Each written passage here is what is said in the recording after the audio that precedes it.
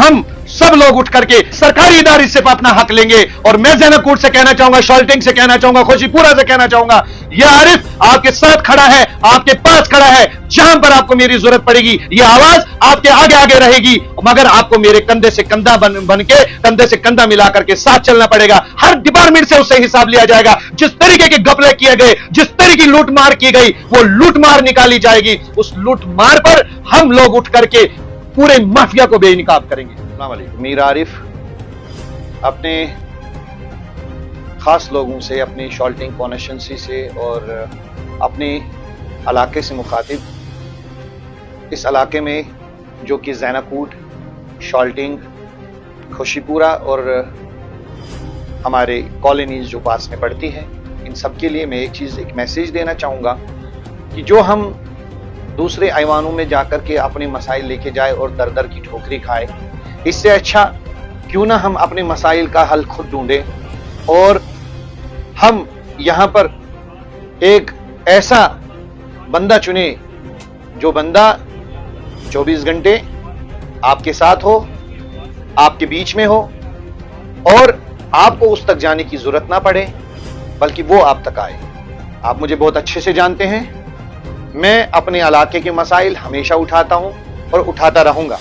और अपने इलाके को ये जरूर कहना चाहूंगा, पूरी कॉन्स्टिट्यूंसी से कहना चाहूंगा कि आप हमारे राब्ते में रहे। हमारे नंबर स्क्रीन पे दिए हुए हैं। कोई भी किसी भी गली का, किसी भी जगह का कोई भी मसला हो, आपके लिए मीर आरिफ 24 घंटे हमेशा हाजिर रहेगा और कोशिश करूंगा कि हमारे मसाइल हल हो। जैसे कि एक छोटा सा मसला है इस टाइम, बल्कि छोटा नहीं, मैं इसे कहूंगा कि बहुत बड़ा मसला है, क्योंकि इलाके के लोग जिस चीज से प्रभावित हो, जिस चीज से इलाके के लोगों को दिक्कत होती हो, जिस परेशानी से इलाके के लोग जूझ रहे हो, वो लोगों के लिए बड़ी परेशानी है। हमारे ज़ैनाकूट के अंदर एक ड्रेनेज सिस्टम बनाया गया, जिस पे मैंने बहुत सारी वीडियोस बनाई, जिस पर थोड़ा बहुत डिपार्टमेंट ने भी कोशिश की काम करने की। हमारे इलाके में एक मोहल्ला पड़ता है जो कि कनेक्ट होता है अंदर से HMT को, जिसे हम शेख मोहल्ला कहते हैं। पीछे तक वो काफी बड़ा मोहल्ला है इस टाइम।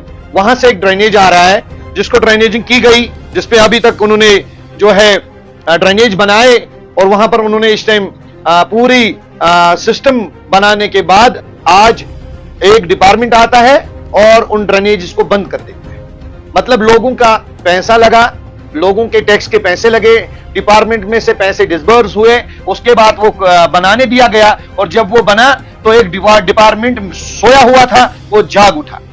पूरे शहर की गंदगी, पूरे कश्मीर की गंदगी, एक साइड की पूरी गंदगी JVC से लेकर के अगर आप देखेंगे बरजुला तक, सारी गंदगी दूध गंगा के, जिसे आप दूध गंगा कहते हैं, उस रास्ते से आती है और पूरे शहर की गंदगी उसमें से उतरती है। लेकिन इलाके के लोग जो इसी एरिया के साथ में रहते हैं, इसी दरिया के किनारे रहते हैं, इलाके के लोग जो इस डैम के किनारे रहते हैं, उनको उधर की तरफ पानी की बूंद डालने की इजाजत नहीं है।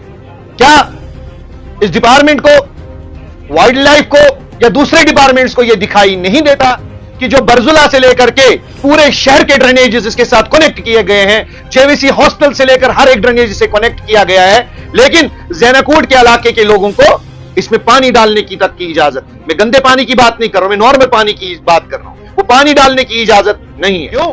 क्योंकि ज़ैनाकूट के लोग खतावार हैं। वो इसलिए खतावार है क्योंकि उसने हमेशा इस एरिया की हिफाजत की, इस एरिया को बनाए रखा, और जो कि इनकी जमीन है, इस जमीन के लिए अब हम लड़ेंगे। और ये जमीन, ये एरिया ज़ैनाकूट, हाजीबाग, खुशीपुरा और दूसरे इलाके जो इससे मुंसलिक है, ये इनका इलाका है। इस इलाके में हम धान उगाते हैं। क्या हमें सरकार या हमें इस तरफ जो हमें लीवी पे दिया गया था एक टाइम में, उसमें धान उगाने की इजाजत भी नहीं होगी? क्या हमारे जो भेड़ बकरियां और जो हमारी गाय पशु है, क्या वो इस एरिया से घास नहीं खाती थी? क्या ये इसलिए नहीं रखा गया था ये एरिया? अब इस एरिया पे भी कब्जा किया जाता है, और ये कब्जा कुछ माफियाओं के द्वारा किया जाता है। रातों रात टनों की टन मिट्टी निकाली जाती है, हजारों गाड़ियां, करोड़ों गाड़ियां निकाली गई 2-3 साल तक। टस से मस्त नहीं हुआ डिपार्टमेंट। आंखों दिन के उजाले में और रात के अंधेरे में, दिन में 4 गाड़ियां निकलती थी और रात के अंधेरे में 400 गाड़ियां निकलती थी। टस से मस्त नहीं हुआ। इलाका मुतासिर हुआ और माफियाओं के घर भरे गए, बड़े बड़े ऑफिसर्स के घर भरे गए, और अगर कोई बात करता है तो उसकी जबान बंद कर दी जाती है, उसके खिलाफ आवाज उठाई जाती है। लेकिन इस इलाके के लोग जो इससे हमेशा फायदा उठाते थे और इसमें भी फायदा देते थे कि दान उगाते थे। कल कोई उड़ने वाले जानवर आते थे, वो इस एरिया से यहीं पर आकर वही दान जो गिरता था वो खाते थे, उनको भोजन मिलता था। उनके भोजन के ऊपर कदगन लगाया गया, लोगों के भोजन के ऊपर कदगन लगाया गया, लोगों को तरह तरह की परेशानियों में मुलव्वस किया गया, तरह तरह की परेशानियां दिक्कतें देने को कुछ माफिया लोग खड़े हो गए जिनको खुद पर्सनल कोई फायदा था, सभी लोगों को मुतासिर किया गया। मैं पूछना चाहता हूं कि अगर एक ड्रेनेज बनाया गया, क्या डिपार्टमेंट सोया हुआ था? क्या डिपार्टमेंट की आंखें सोई हुई थी? क्या इलाके के लोग अपनी जमीन में से ड्रेनेज भी नहीं निकाल सकते? मेरा सवाल है, और मेरा सवाल साथ साथ में है अपने इलाके के लोगों से, क्या हम लोग एकजुट होकर के पूरे इलाके के लोग अपना फैसला खुद नहीं कर सकते? क्या हम 2-4 माफियाओं के जरिए पूरे इलाके के लोग मुतासिर होने के लिए तैयार और आंखें बंद करते रहेंगे? नहीं, अब उठो और जाग जाओ।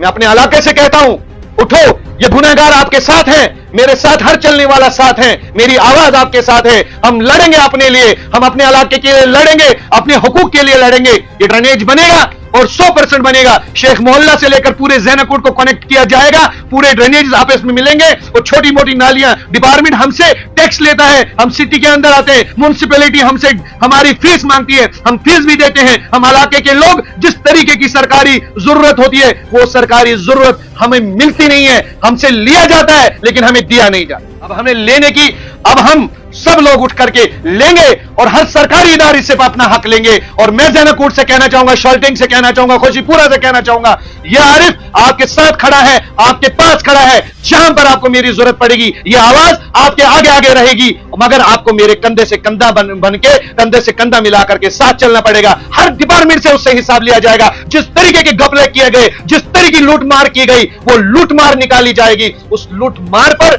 हम लोग उठ करके पूरे माफिया को बेनकाब करेंगे। Thank you so much. और ज़ैनाकोट जिंदाबाद, शॉल्टिंग कॉन्स्टिट्यूंसी जिंदाबाद। आप साथ रहिए, मेरे साथ मिलकर रहिए और हम इस इलाके को एक बेहतरीन भविष्य देंगे। Thank you so much.